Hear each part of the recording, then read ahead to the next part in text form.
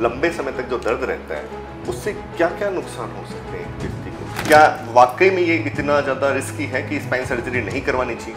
Hello hi नमस्कार, मैं हूँ आरजे सूरज और आप देख रहे हैं मुझे 89.6 FM सीकर के डिजिटल पेज पे। जी हाँ दोस्तों, बताना चाहूँगा कि हर व्यक्ति आज के दिन किसी न किसी प्रॉब्लम में, दर्द में, किसी न किसी दर्द में रहता है।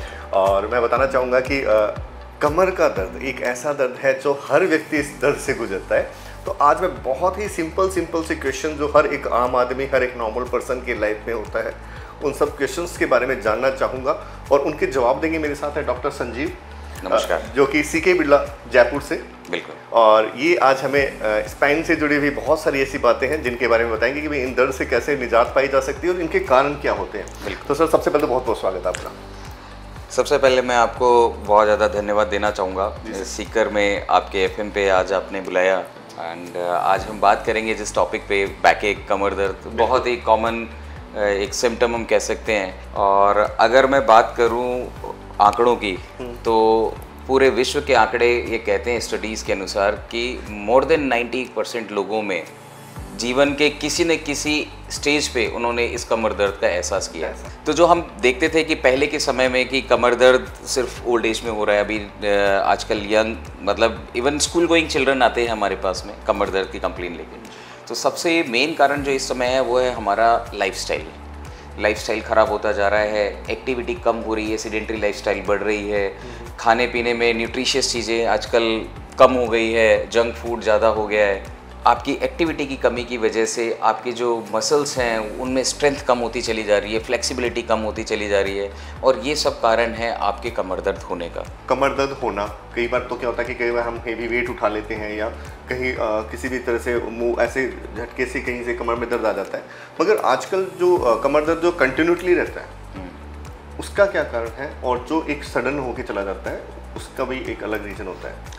देखिए, मैंने जैसा अभी आपको बताया कि कमर दर्द के ज़्यादातर कारण ऐसे हैं जो कि आपकी लाइफस्टाइल रिलेटेड है, इसलिए ज़्यादातर कमर दर्द के लिए अपने को परेशान होने की ज़रूरत नहीं पड़ती। लेकिन आपने जो सवाल पूछा वो बहुत सही है कि ऐसे कमर दर्द जो बहुत लंबे समय तक चलते हैं उसके लिए क्या करना चाहिए। कुछ डेंजर साइंस हैं, कुछ रेड फ्लैग साइंस हैं जिसका अपने को ध्यान रखना चाहिए। अगर ये कमर दर्द आपके कमर में बहुत लंबे समय से चल रहा है, मोर देन 3 वीक्स अगर ये कंटिन्यूस बना हुआ है, या आपने कुछ ओवर द काउंटर मेडिकेशन लिया, ठीक हुआ, रेस्ट किया, ठीक हुआ, फिर उसके बाद वापस हो रहा है, that is a recurrent back एक।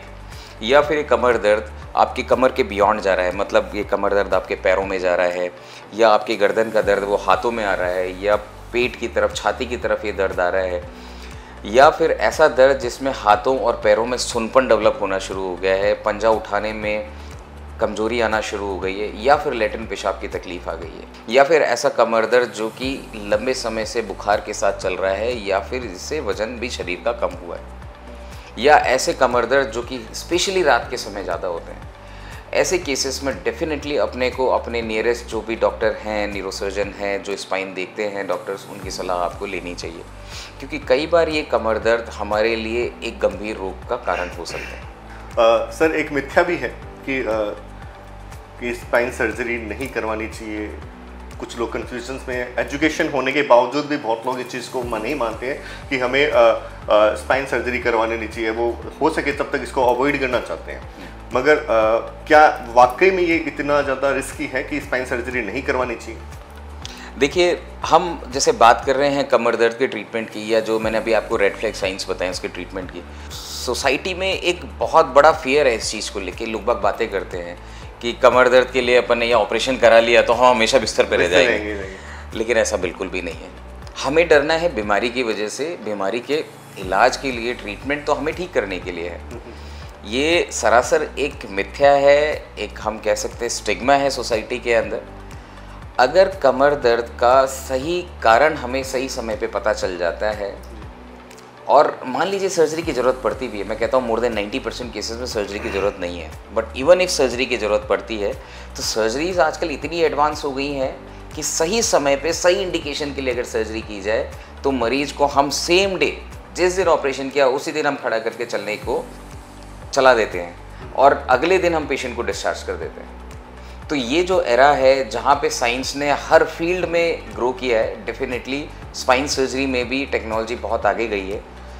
मिनिमली इन्वेसिव स्पाइन सर्जरीज इसमें बहुत छोटे चीरे से हम लोग ऑपरेट करते हैं। बहुत छोटा चीरा होता है इसलिए ब्लड लॉस कम होता है, हमारे शरीर के मतलब मसल्स को, बोन को कम डैमेज होता है, आप जल्दी रिकवर करते हैं और जल्दी अपने वर्क प्लेस को ज्वाइन कर सकते हैं। इसलिए इस बात को भूल जाएं कि कमर दर्द के लिए अगर किसी वजह से सर्जरी की हमें सलाह दी गई है तो हम ना कराएं, क्योंकि सर्जरी ना करवा के हम ज़्यादा नुकसान में पड़ सकते हैं।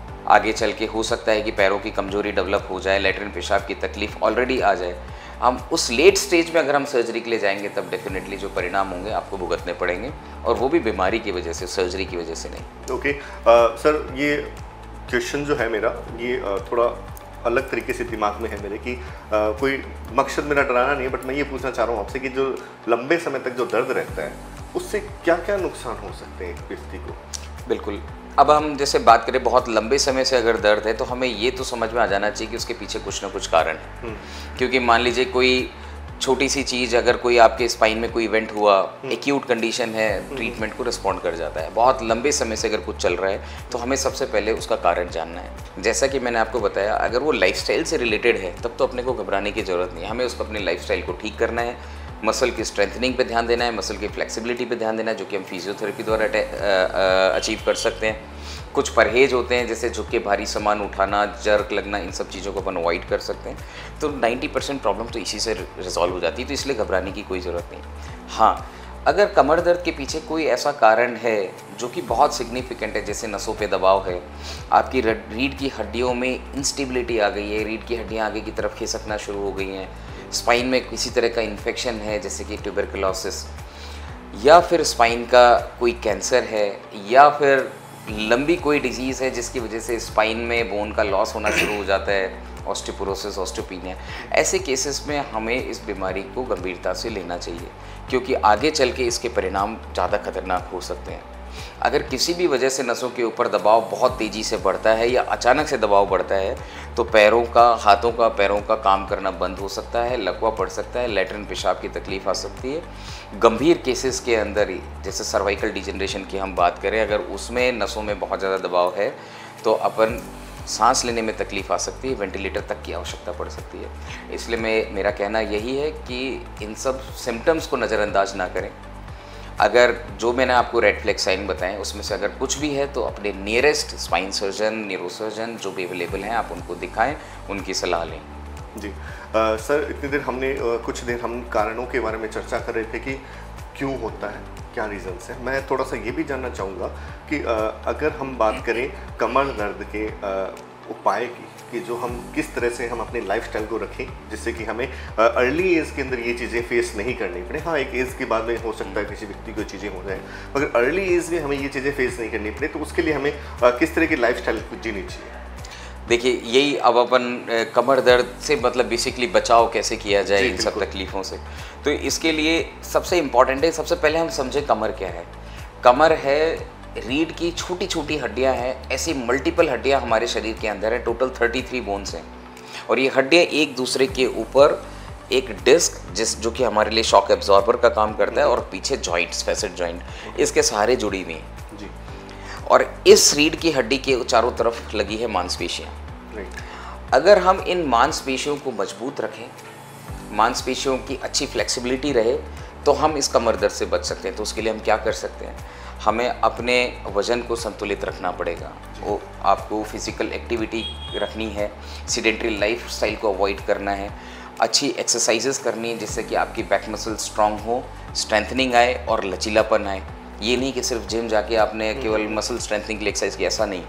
स्ट्रेंथनिंग के साथ फ्लेक्सिबिलिटी भी उतना ही ज़रूरी है। साथ ही साथ हम अपना अच्छा आहार पे ध्यान रखें, न्यूट्रिशन अच्छा रखें, जंक फूड को अवॉइड करें। अल्कोहल एंड सिगरेट स्मोकिंग दोनों डायरेक्टली या इनडायरेक्टली आपकी स्पाइन हेल्थ को ख़राब करती हैं, इसलिए इन सब चीज़ों से अपन दूरी बनाए रखें। ये सब करके हम डेफिनेटली अपने कमर दर्द को रोकथाम कर सकते हैं, ये चीज़ों को आगे ख़राब होने से बचा सकते हैं। तो डॉक्टर साहब, जैसे आपने बताया कि लंबे समय तक जो दर्द रहता है, तो कई लोग क्या करते हैं कि लंबे समय तक दर्द होने के साथ साथ क्या पेन किलर्स का काफ़ी ज़्यादा इस्तेमाल करते हैं कि ठीक है यार दर्द हो रहा है, एक पेन किलर उठाओ, ले लो, जल्दी ठीक हो जाएंगे, हाई डोज ले लेते हैं, दर्द जल्दी रिलीफ मिल जाती है, तो ये जीवन में चलकर कितना नुकसानदायी हो सकता है, एक बार हमारे व्यूवर्स को ये जरूर बता दें सर।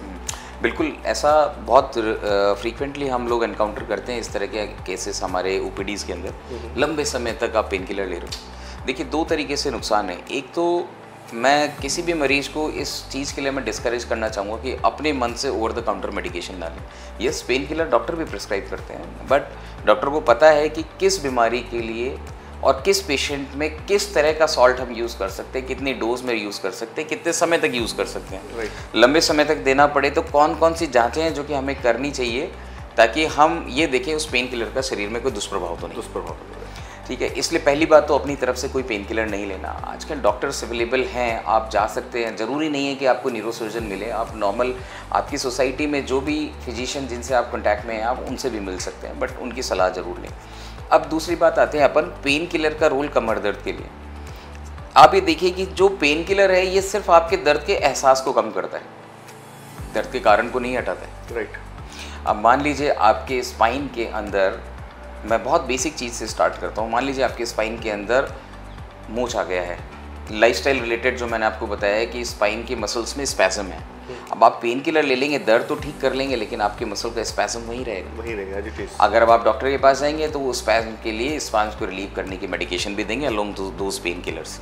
कई बार कमर दर्द एक सिम्टम है, सिर्फ ये एक किसी बीमारी का मतलब एक ये आपका एक सिम्टम आ रहा है, बिल्कुल सिम्टम मात्र है। वो सिम्टम के पीछे कारण क्या है वो अपने को पता नहीं है। ज़्यादातर केसेस में कोई बड़ा कारण नहीं है, लेकिन अगर कोई बड़ा कारण है तो वो समय रहते पकड़ा जा सकता है। और ये बात आप मान के चलिए, लंबे समय से कमर दर्द है तो कुछ ना कुछ उसके पीछे कारण जरूर होगा। जी। तो इसलिए मेरी आपको सलाह यही है कि अपने आप पेन किलर ना लें, डॉक्टर्स को उसके लिए इवैल्यूएट करने दें, और उससे आपको दोनों तरफ से फ़ायदा मिलेगा। आपकी बीमारी भी जल्दी सही होगी, साथ ही साथ उन पेन किलर का जो लंबे समय लेने की वजह से जो आपको नुकसान होने वाला था, आप उससे भी बचोगे। तो ये थे हमारे साथ डॉक्टर संजीव सर, जिन्होंने हमें बहुत सारी ऐसी चीज़ें बताई जो हमारे इस नॉर्मल से जीवन में, हमारे साधारण जीवन में जब हम जीते हैं तो हमें बहुत बार कमर दर्द, इन सब दर्द का सामना करना पड़ता है। अगर फिर भी आपके माइंड में कोई क्वेश्चन चल रहा है तो डॉक्टर साहब मेरे साथ हैं, आप हमें कोई भी क्वेश्चन जो हमें कमेंट में डाल सकते हैं। मैं पूरी कोशिश करूँगा कि डॉक्टर साहब उसका प्रॉपर आपको जवाब दें। Thank you very much. नमस्कार, थैंक यू। 89.6 FM सीकर, शहर की धड़कन।